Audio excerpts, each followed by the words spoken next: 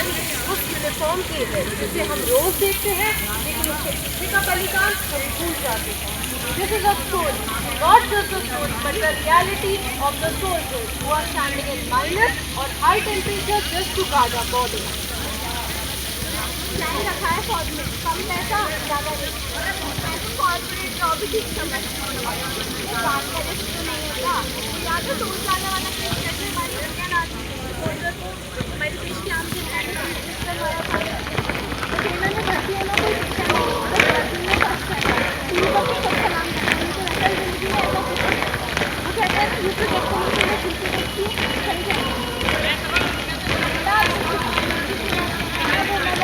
साथियों का ठोकर ठुकाई है। मैं एक रिटायर फौजी, रिटायर हो सकता हूँ पर फौजी कभी रिटायर नहीं होता। सबको चाहिए पर रखवाली का पोस्ट कोई नहीं उठाना चाहता। मैंने अपना जगह देश को दिया है ताकि कल को अपनी सुरक्षित जी सको। हमें माफ कर दीजिए, हमने कभी सोचा ही नहीं। फौजी एक नौकरी नहीं, एक जिम्मेदारी है, ईमान है, बलिदान है। माँ का प्यार सिर्फ पालना नहीं होता, बेटे को देश के लिए समर्पित भी करना होता है जो सब तक जिंदगी में एक जुनून होना चाहिए, सपना हो फौज का और गर्म खून होना चाहिए।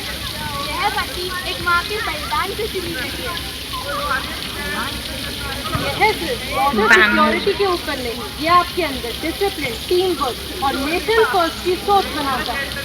This is not just for the security of your borders, it is for the dignity and respect of your motherland.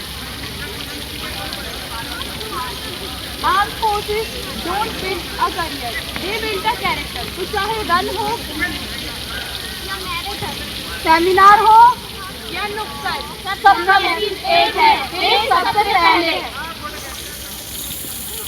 Let us introduce a few of the entries through which you can join Indian Armed Forces. NDA, national defence academy.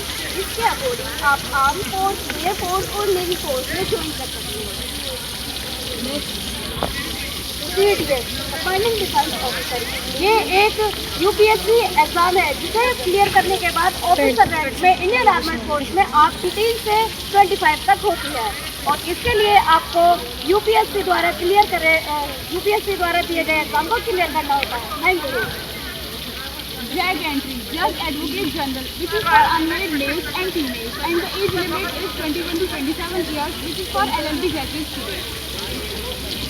FCAT, इससे आप flying officer बन सकते हैं air force में। ये लड़कियों लड़कों के लिए दोनों के लिए होता है। फ्लाइंग ऑफिसर के लिए एज लिमिट 20 to 24 ईयर्स होनी चाहिए और ग्राउंड ड्यूटी के लिए 20 to 26 ईयर्स। नेशनलिटी सिर्फ Indian.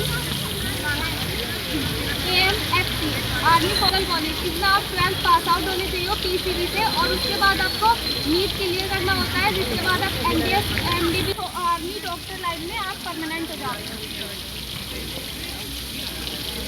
MNS, military nursing service, इसमें आपके 10+2 विद बायोलॉजी होनी चाहिए। इसमें आपका नीट क्वालिफाइड होना चाहिए। ये इंजीनियरिंग ग्रेजुएट के लिए शिक्षा में अधिकारी बनने का एक बहुत ही शानदार अवसर है। यह एक शॉर्ट सर्विस कमीशन है, जिसका मतलब है कि आप सेवा में केवल 10 वर्षों के लिए सेना में केवल 10 वर्षों के लिए सेवा करेंगे, लेकिन इसे आगे 14 वर्ष तक बढ़ाया जा सकता है। To end my words, I would like to say, before you ask what the country can give you, ask what you can give to the country. Thank you so much. Let my family keep my pride, for in their eyes my soul will reside. Tell them I smiled when I marched away, for duty call I could not stay. If bullet pierced, tell them not to. I whisper softly, I live for my nation's name. Duty before desire, service before self.